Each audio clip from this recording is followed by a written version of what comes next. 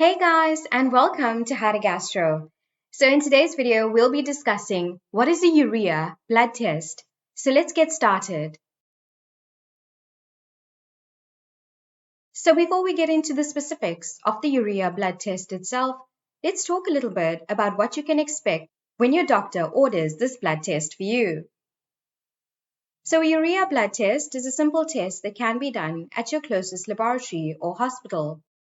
No special preparation is needed for a urea blood test, which means you don't have to fast, so you can eat and drink as usual before the test. So during the test, a blood sample will be collected from you, which means a needle will be inserted into a vein, usually in your arm, to draw out some blood into a gold top or SST blood tube. This blood tube is then sent off to the laboratory where it is analyzed and resulted.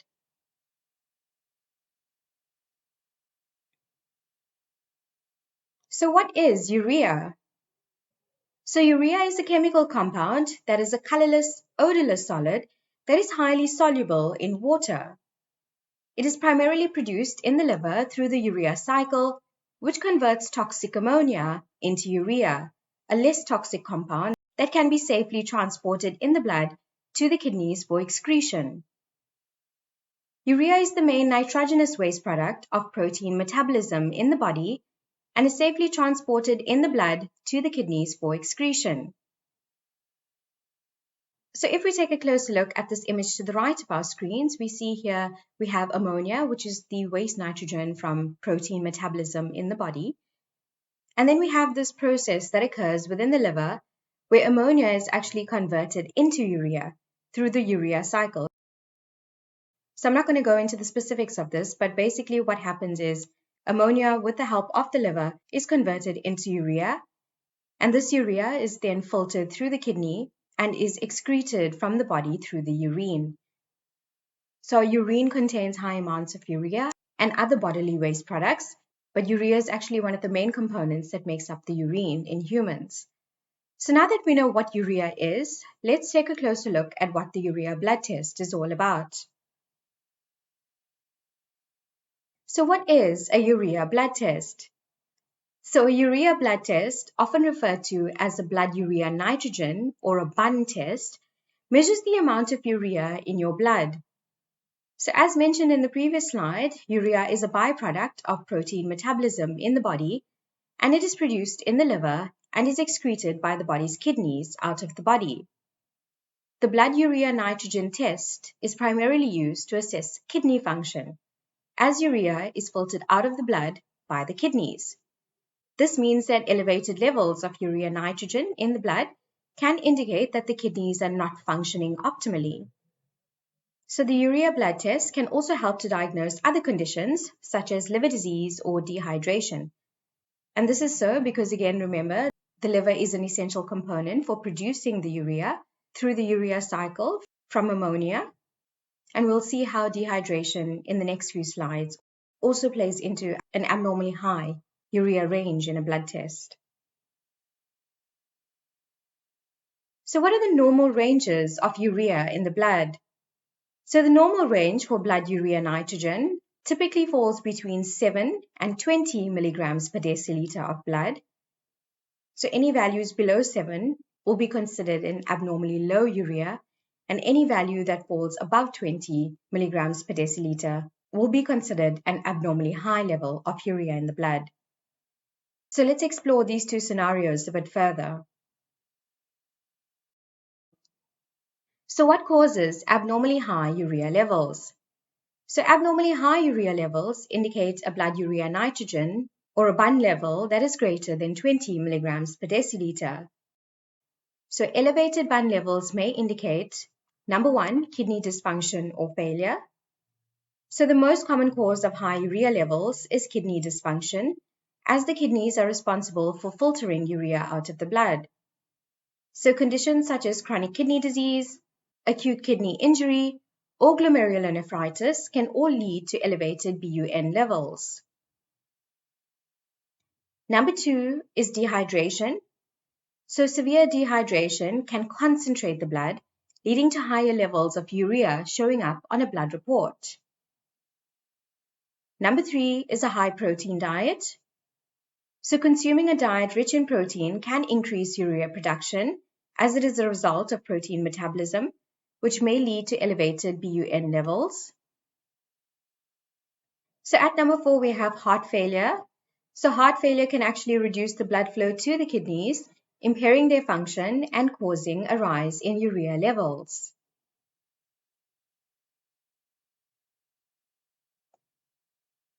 So continuing with causes for abnormally high urea levels, at number 5, we have gastrointestinal bleeding. So bleeding in the stomach or the intestines can lead to increased protein breakdown and urea production, raising the BUN levels. At number 6, we have shock. So in conditions of shock, our blood pressure drops, reducing the blood flow to our kidneys, which can also impair our kidneys' ability to filter urea, leading to an increase in BUN levels. At number 7, we have severe burns or trauma. So extensive burns or trauma can increase protein catabolism, which means the breaking down of proteins in the body, which will raise the urea levels in the blood. And finally, at number 8, we have the use of certain medications. So certain medications such as corticosteroids, diuretics, and antibiotics can also increase the blood urea nitrogen levels by affecting the kidney function or protein metabolism. So now that we've explored all the reasons for abnormally high blood urea levels, let's take a closer look at what causes abnormally low blood urea levels.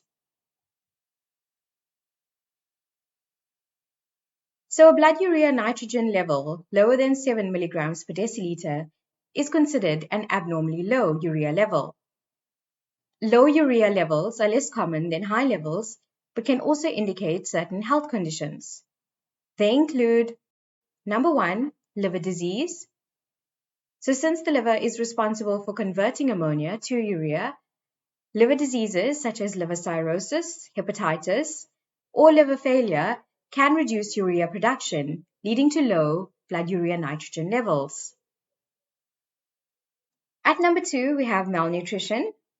So inadequate protein intake due to malnutrition or a very low protein diet can result in lower urea production as there is less protein available for metabolism.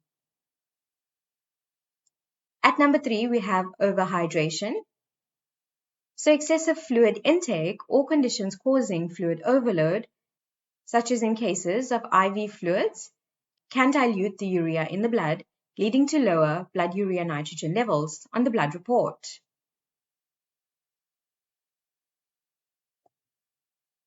Continuing with causes for abnormally low urea levels, at number 4, we have anabolic states. So conditions that promote tissue growth, such as pregnancy or anabolic steroid use, can lower urea levels as the nitrogen is used for protein synthesis rather than being converted into urea. At number 5, we have the syndrome of inappropriate antidiuretic hormone, or SIADH. So in SIADH, the excess antidiuretic hormone leads to water retention and dilution of blood urea nitrogen levels. And finally, at number 6, we have hyperammonemia. So elevated levels of ammonia in the blood is known as hyperammonemia due to metabolic disorders or liver dysfunction. And this may result in low urea levels because ammonia is not being effectively converted into urea. And so the take-home message. So as we have just seen, the urea blood test is a valuable tool in diagnosing, monitoring, and managing a wide range of health conditions, particularly those related to the kidneys, the liver, and the overall fluid balance within the body. It is a quick and cost-effective way to gather important information about a patient's health status. And that brings us to the end of this video. So thank you guys so much for watching. I hope you found this presentation very interesting and informative. Please make sure to like, comment, subscribe, and share this video with anyone you think might find it helpful. So if you want to encourage me to do even more, or to say thanks for all the free information you've received on my channel today, you can say thank you by buying me a coffee. So the link to buy me a coffee can be found in the description box below. Take care and have a super awesome day further. Bye for now.